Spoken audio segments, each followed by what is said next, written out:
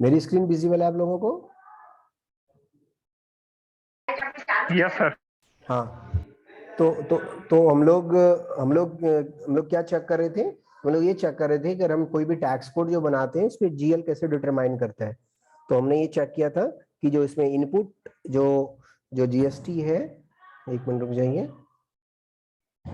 मैं एक बार stop share करके दोबारा शेयर करता हूँ अपनी स्क्रीन। ठीक है, तो मेरी स्क्रीन आप लोगों को विजिबल है?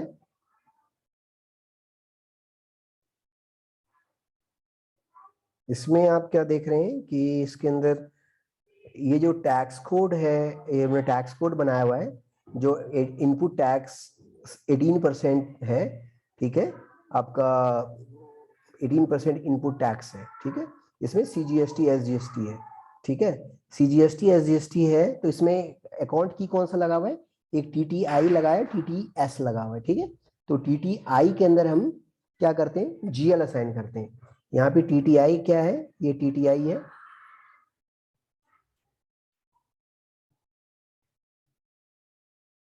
दोबारा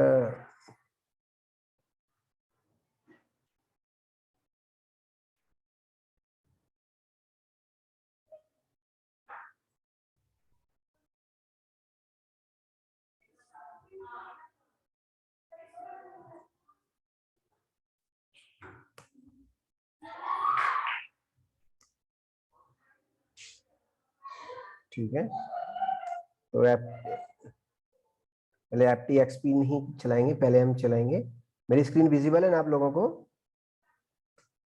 OB40 चलाएंगे, OB40 में हम लोग टीटीआई हम चलाएंगे। राइट, एक और स्क्रीन हम खोल लेते हैं ताकि आपको आइडिया लगे कि हम टीटीआई में ही हम क्यों लगा रहे हैं। राइट, एप्टी एक्सपी के अंदर हमारा जो कंट्री इंडिया है और टीएस में हम लगा रहे हैं इसको। टीटीआई यहाँ पे जो आपका ये आपका 18% लगा हुआ है, 18% लगा हुआ है कंडीशन टाइप के अंदर। ये ट्रांजैक्शन की लगा हुआ है, अकाउंट की लगा हुआ है 18% पे। राइट, तो टीटीआई के अंदर हम जीएल असाइन करते हैं। तो टीटीआई अभी आ रहा है, नीचे आएगा टीटीआई। बंद करना चाहिए टीटीआई यहाँ पे एस टी, ये आ गया टीटीआई। राइट, और चार्ट ऑफ अकाउंट्स क्या है? 1014 है, 1014 आपने असाइन कर दिया। यहाँ पे आप क्या करते हो? 1014 इसमें अकाउंट्स में जाते हैं, पोस्टिंग की, पुट्टी की, रूल। ये अभी एडिटेबल मोड में नहीं आ रहा है, क्यों नहीं आ रहा है? इसको हम बैक करते हैं।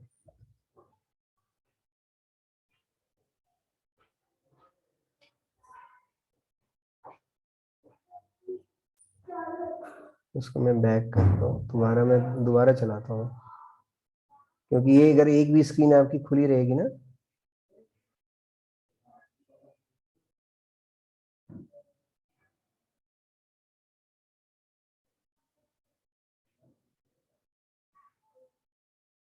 तो OB40 ने ट्रांजैक्शन एक्सिक्यूट किया,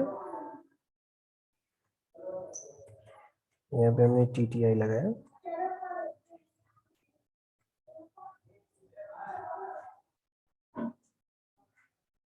ये TTI को हमने डबल क्लिक किया, चार्ट ऑफ अकाउंट्स 1014 में सिलेक्ट किया। ये एडिटेबल मोड में क्यों नहीं आ रहा है? डिस्प्ले चेंज में चले गए। Already process being process with table. एक बार मैं इसको बाहर कर देता हूँ, SM12 चला के।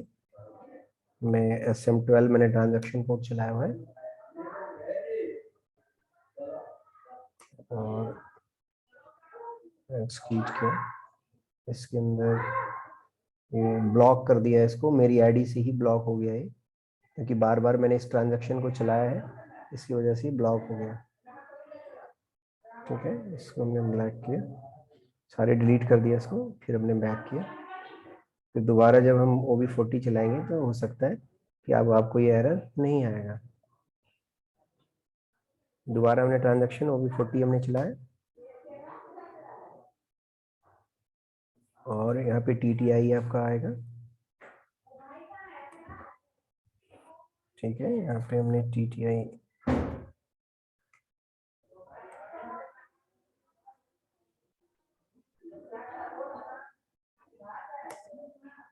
अब देखो ये आपका एडिटेबल मोड में आ गया। ये टैक्स कोड को हमने क्लिक किया। ठीक है, फिर हमने पोस्टिंग की पे गए। पोस्टिंग की में हमारा इसमें आ गया टैक्स कोड। टैक्स कोड हमने बनाया, क्या बनाया, T5 बनाया और 5T बनाया, राइट। तो T5 के अंदर हम जो टैक्स कोड कौन सा लगाएंगे, जो जो T5 जो हमारा कौन सा बना हुआ है चेक कर लेते हैं हम। जो हमारा T5 जो बना हुआ है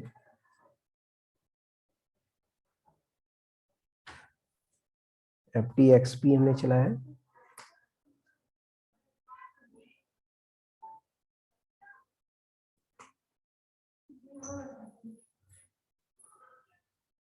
बताओ, ये लोग शोर मचा रहे थे, इधर आ गया मैं।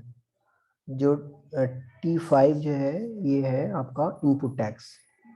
ठीक है, इनपुट टैक्स है कौन सा, T5। तो T5 में जो हमारा जो GL लगेगा, ये GST इनपुट का GL लगेगा।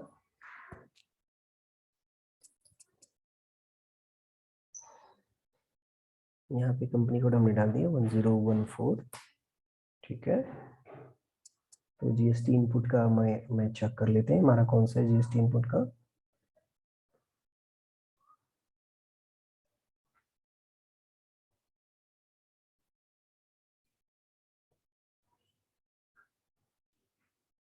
उसमें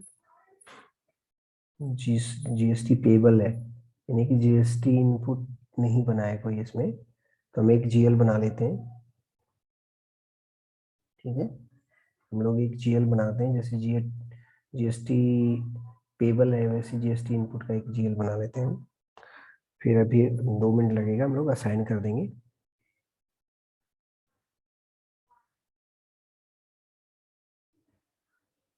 यहाँ पे हमने कर दिया FS00, हमने ट्रांजैक्शन एग्जीक्यूट किया। उसके बाद करंट एसेट्स में बनेगा, क्योंकि ये इनपुट है आपका 3 है, 4 बना लेते हैं हम, राइट। इसको हमने कॉपी किया और हमने यहाँ पे 4 हमने GL बना लिया। ठीक है, और हमने बना लिया GST इनपुट, क्योंकि GST इनपुट ही बनाएंगे। यहाँ पे आपका वेंडर जो रिकंसिलिएशन अकाउंट कुछ भी नहीं रहेगा, ये ओपन आइटम मैनेजमेंट रहेगा। ठीक है, और रिकंसिलिएशन अकाउंट नहीं रहेगा, ये 41 रहेगा। ठीक है, टैक्स से रिलेटेड है, इसको हमने सेव कर दिया। अब ये 1004 जो है ये आप यहाँ पे इसको असाइन कर देंगे, और यहाँ पे जो आप असाइन करेंगे ये आउटपुट वाला, जो अपने करंट लायबिलिटी के अंदर जो GST आउटपुट जो है, पेबल को आप आउटपुट भी बोल सकते हैं। इसको आपने क्लिक किया, OUT PUT।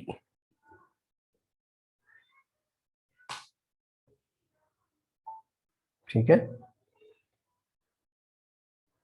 ये 2006 वाला जो GL है इसको हमने सेलेक्ट कर लिया और इसको मैंने यहाँ पे डाल दिया और इसको हमने सेव कर दिया। और अब जब प्रोसेस करूंगा मैं, FB60 ट्रांजैक्शन कोड मैंने एग्जीक्यूट किया और हमारा जो कंपनी कोड है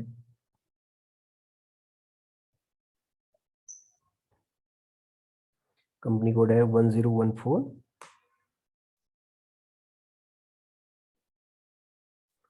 हमने F4 किया, हमारा जो भी वेंडर है वेंडर हमने सेलेक्ट किया।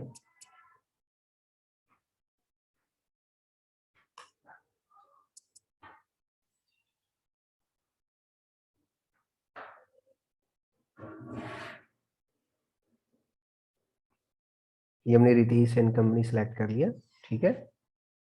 इसके बाद आज की डेट हमने डाल दी यहाँ पे हमने डाल दिया जीएसटी ऐसी डाल दिया, यहाँ पे डाल दिया हमने 18% हमने डाला है यहाँ पे, यानी 136 रुपये हमने डाल दिया, ठीक है। यहाँ कैलकुलेट टैक्स को हमने चेक किया और यहाँ पे हमने टैक्स कोड कौन सा लगा दिया, हमने इनपुट टैक्स कोड हम यूज करेंगे, इनपुट टैक्स कोड लगा दिया।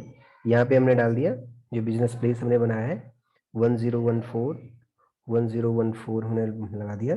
यहाँ पे जीएल डाल दिया हमने, जो 4 की सीरीज में हमने 1 बनाया हुआ है, ठीक है।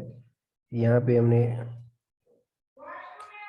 इसमें फिर इसको यहाँ पे स्टार लगाया, एंटर किया, रिक्वायर्ड इसमें कह रहा है आप इसका वो हमने बना दिया था, कॉस्ट एलिमेंट बना दिया था इसका, तो इसलिए वजह से इसमें कॉस्ट सेंटर डालना पड़ेगा। तो कॉस्ट सेंटर क्या है 1001 मैं कॉस्ट सेंटर भी डाल दिया। और जब आप इसमें सबमिट करके जब देखेंगे आप, कह रहे कि ट्रांजैक्शन की chart of accounts not defined in table TTS, okay, TTS के अंदर नहीं लगाया आपने, ओके, हमने सिर्फ उसके अंदर ही लगाया है।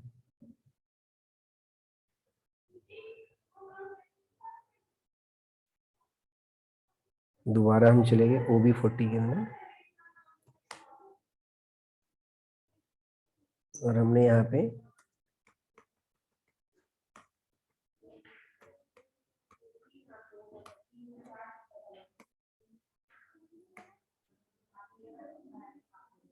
जो इसमें TTS में भी लगना है, जो आउटपुट स्टेट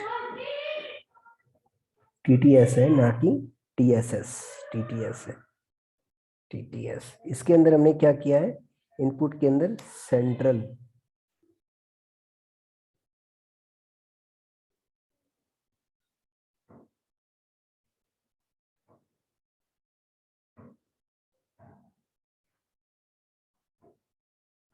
सेम जो है उसमें TTS में भी लगा देते हैं।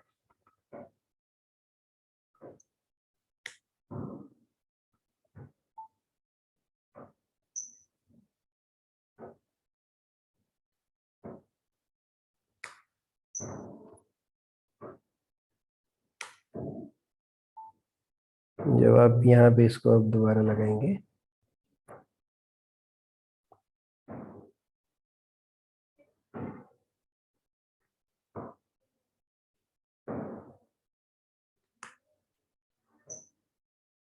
जब आप इसको सबमिट कर देंगे तो ये एंट्री आपकी बन गई जीएसटी इनपुट 18% की, और आपका TDS भी कट गया। TDS किस पे कट गया, 100, इस अमाउंट पे कटा आपका, ठीक है।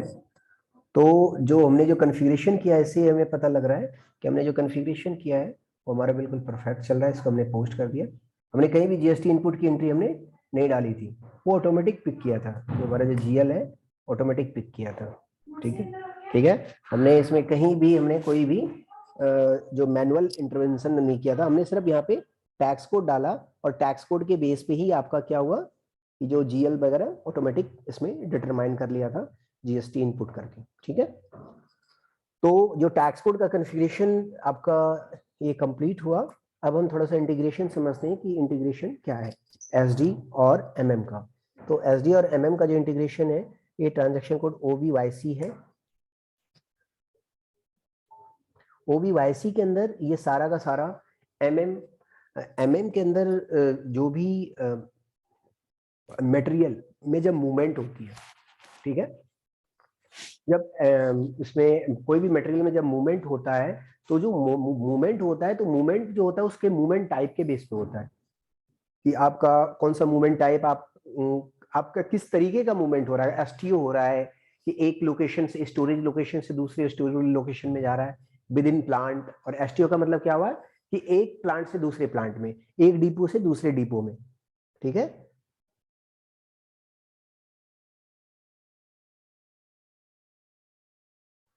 इसको क्या बोलते हैं, इसको बोलते हैं हम लोग एसटीओ।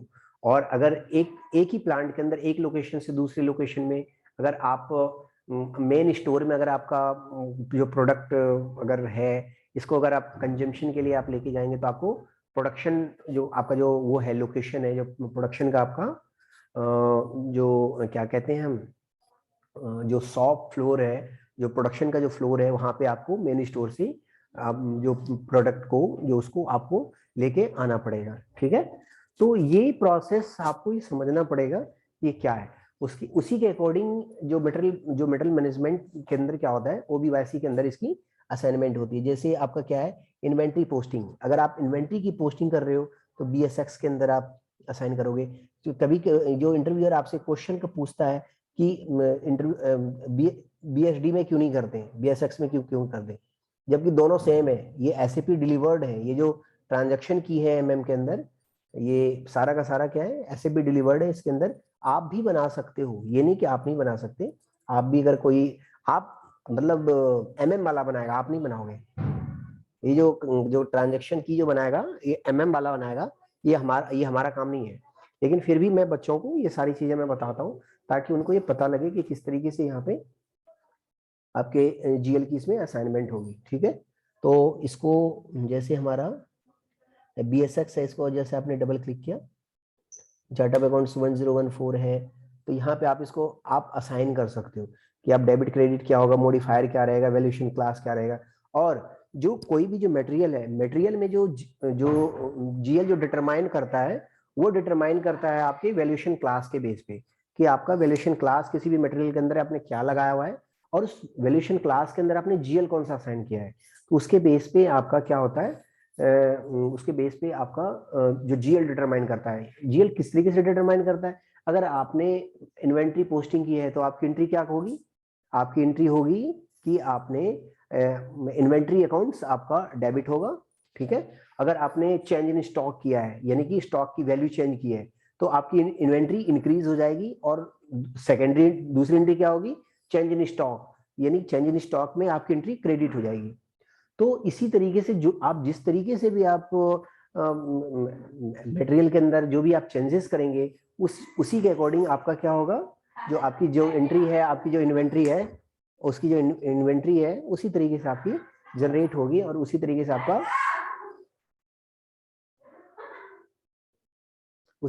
आपका वो एंट्री आपकी जनरेट होगी। ठीक है, तो ये एमएम का जो एमएम और जो एफआई का जो इंटीग्रेशन है, एक तो ये है। दूसरा क्या है, एक पीए स्ट्रक्चर है जो मैं आपको बताता हूँ एसपीआरओ के अंदर। आपको ध्यान है हमने इंटरनल ऑर्डर पढ़ा था, और इंटरनल ऑर्डर नहीं, आपने कॉस्ट एलिमेंट पढ़ा था, कॉस्ट एलिमेंट और कॉस्ट एलिमेंट ग्रुप। ठीक है, तो कॉस्ट एलिमेंट ग्रुप को हम लोग क्या कहाँ असाइनमेंट करते हैं, पीए स्ट्रक्चर में असाइन करते हैं। ठीक है, तो पीए स्ट्रक्चर हम लोग एक बार समझते हैं।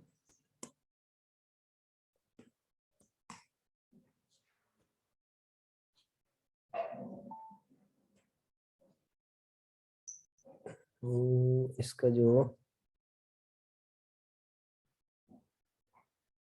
पीए स्ट्रक्चर का कैसे है, मैं थोड़ा सा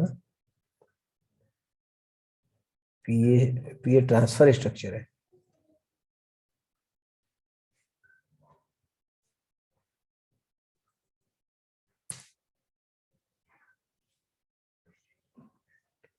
पीए ट्रांसफर स्ट्रक्चर है जो कि आपकी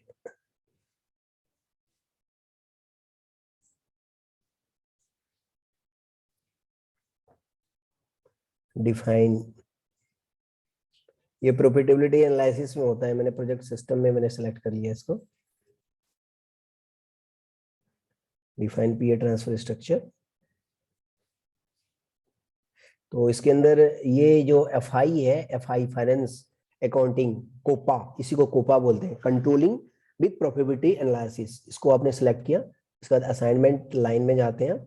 असाइनमेंट लाइन में आप कंट्रोलिंग एरिया सेलेक्ट करते हैं, 1014 आपने सेलेक्ट किया।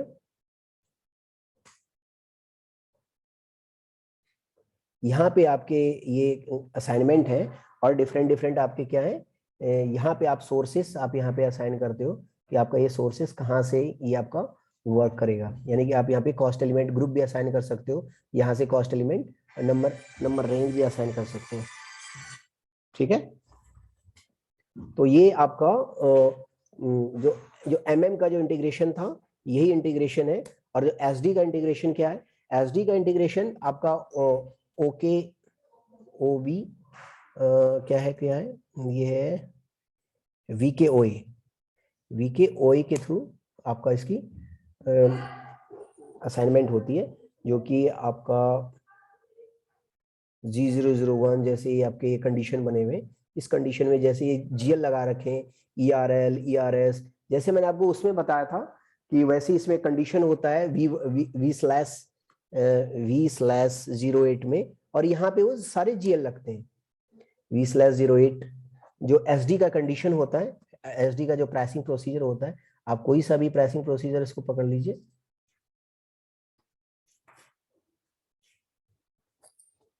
इसमें ये अकाउंट्स की वैसी जैसे इसमें कंडीशन टाइप बने हुए, कंडीशन टाइप यहाँ पे बनता है, यहाँ पे अकाउंट्स की होता है, ERL का मतलब होता है रेवेन्यू का GL, ERS का मतलब होता है एक्सपेंसेस का GL।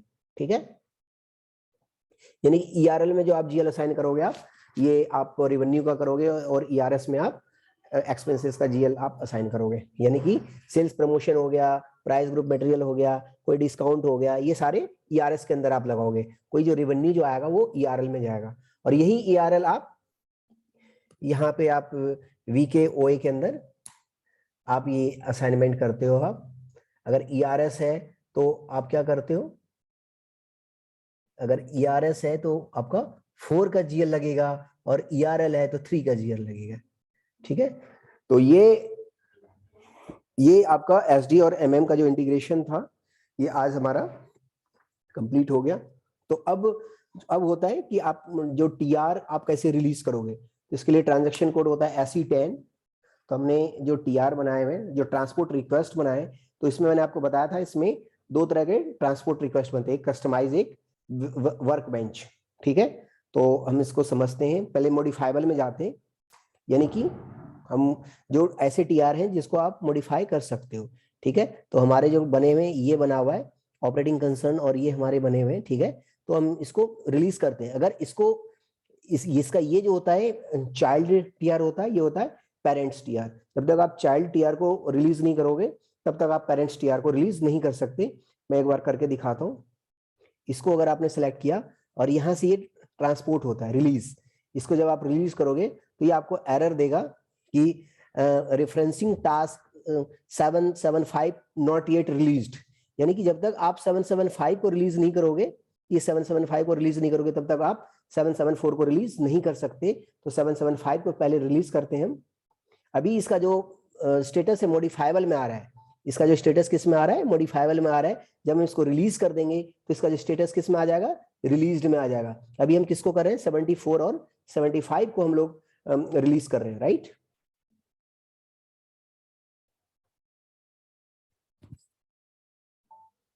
अब इसका जो स्टेटस क्या हो गया, रिलीज्ड के अंदर आ गया। ये क्या हो गया, रिलीज्ड के अंदर आ गया। ठीक है, तो इसके बाद जब इसको आप रिफ्रेश करोगे, जो 74 और 75 किस में चला गया, रिलीज में। जब आप इसको बैक करके, अभी आपने किसको सिलेक्ट किया था, मॉडिफाइबल को किया था। जब आप रिलीज को सिलेक्ट करके जब आप चेक करोगे तो आपका क्या देखोगे, 74 और 75 आपका रिलीज के अंदर आ गया है। ठीक है,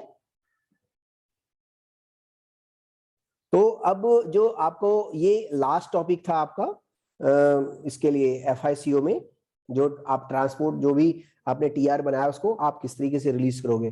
तो मेरी तरफ से जो आपका जो कोर्स है ये 100% कंप्लीट हो चुका है। अगर आपको आपकी कोई क्वेरी है, आपको कुछ पूछना आप चाहते हैं, तो आप मेरे से पूछ सकते हैं। ठीक है, you are most welcome.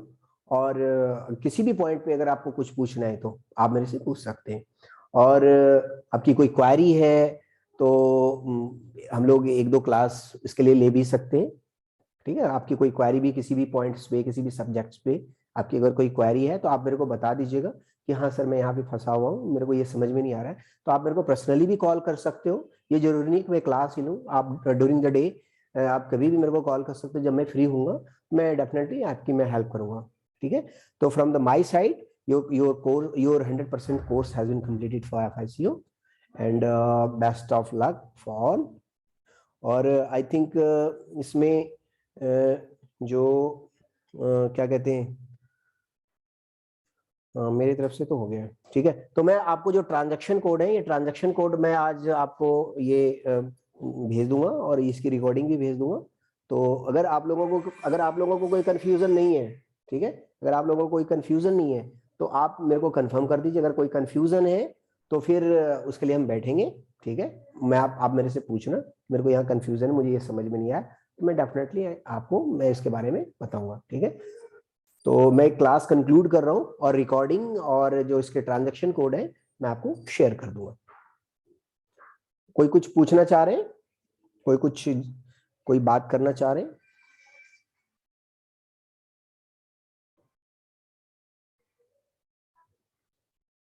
Okay, तो मैं क्लास कंक्लूड कर रहा हूं, मैं रिकॉर्डिंग और ये दोनों चीज मैं भेज दूंगा।